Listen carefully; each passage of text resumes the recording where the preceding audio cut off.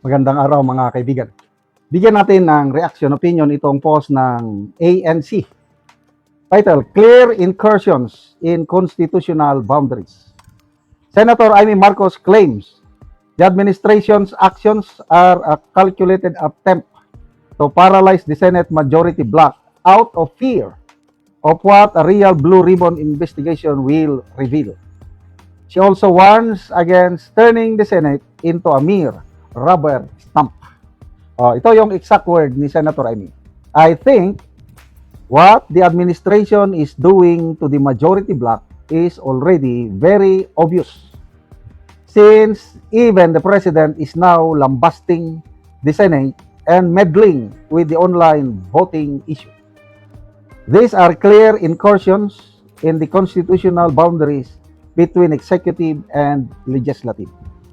It seems the intent is to paralyze us, the Brave 13, because they are afraid of what a real blue ribbon investigation will reveal. They want to render us powerless so that the Senate will become a rubber stamp for their plans. Wow. Totally agree ako dito sa sinasabi ni Senator Amy.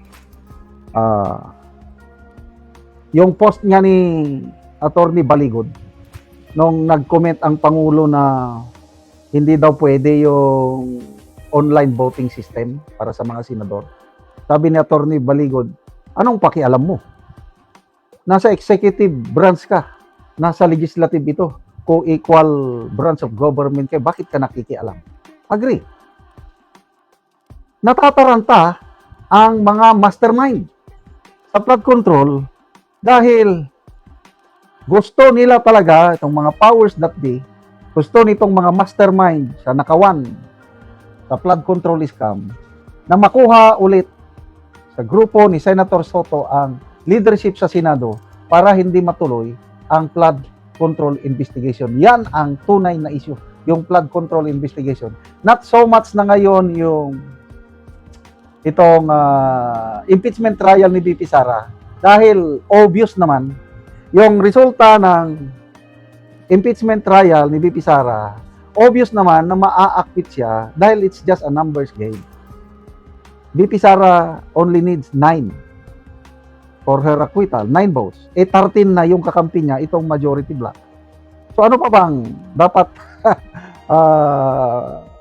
pag-usapan sa impeachment trial? Wala na.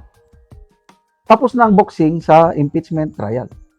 Ang tunay na issue ngayon is blue ribbon investigation. Kaya lahat na lang ginagawa. Sabi, nagpahayag si Senator Cayetano sa kanyang Facebook Live. May ilan sa mga members ng majority bloc next week. Ilalabas nila ang mga ebidensya ng mga pananakot, panggigipit sa kanila para lang kumalas sa majority bloc. Example dyan, sinampulan na ni Senator Marcoleta. Sabi niya, araw-araw, minuto, tinatawagan nila si Senator Jinggoy para kumalas na sa majority bloc at hindi na itutuloy ang mga kaso niya.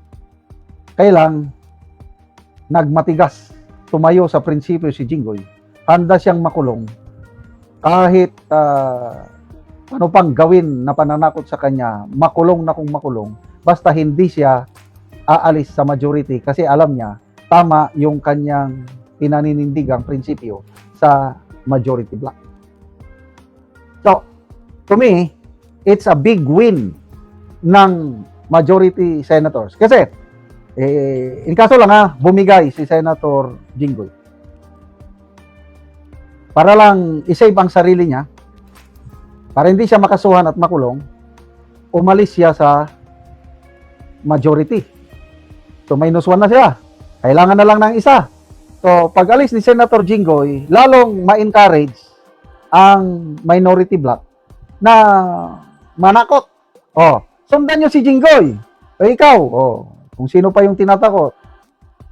Gusto mong gayahin si Jinggoy, safety na siya, lipat ka na. Baka makakonvince si Senator Jinggoy ng lilipat.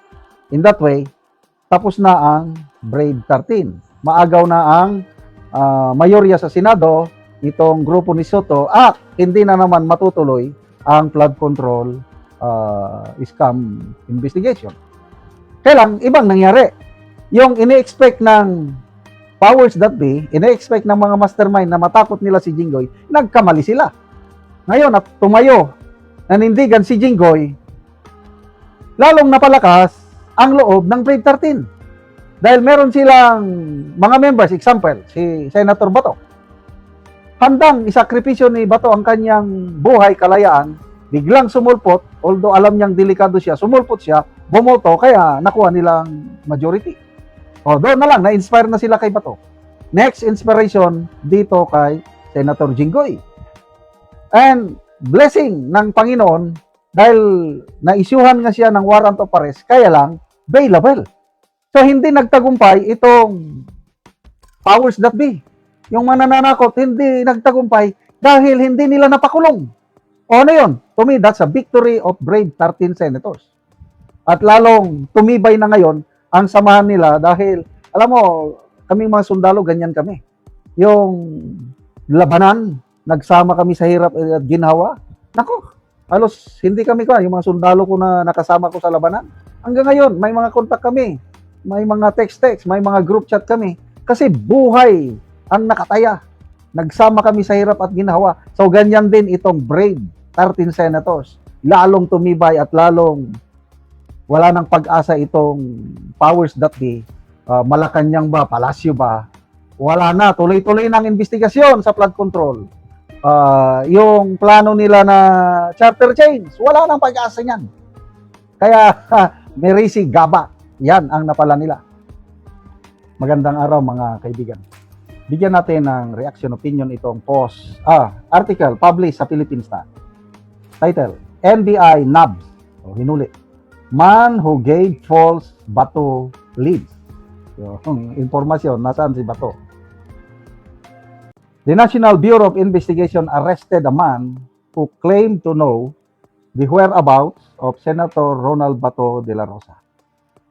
The suspect, who has an outstanding arrest warrant for estafa in Isabela, called on Executive Secretary Ralph Recto to offer leads on the senator's location. Recto redirected the man whose name is withheld to NBI Director Melvin Matibag. Excuse me, The NBI is among the government agencies hunting De La Rosa over charges of crimes against humanity before the International Criminal Court. Ito ang payag ng NBI Director. Excuse me. In our first talk, the man appeared to be believable because he portrayed himself as a father taking care of his sick child. Doon ang pasok. May sakit eh. He claims, based maybe on what he read from the news, to be working for former government Chavit Singson. Matibag said at a briefing on Friday. Di maganda yung pasok sa trabaho kay Singson. Kasi yung unang napabalita, parang yate daw, sakyanan, bangka, yate, ni Singson ang ginamit. Sinakyan ni Bato from Manila to Batangas, then from there, helicopter na pa Mindanao, gano'n. So, kapanipaniwala kung nagtratrabaho siya kay Chavit Singson. Kaya, believable. Sumakay kaagad si napaniwala kaagad itong si Matibag. Matibag sent an initial 10,000. 10,000 lang kaya o baka mas malaki. Nagpadala. Scammer pala. Kawawa. Matibag sent an initial 10,000 to help him with his child's medical expenses.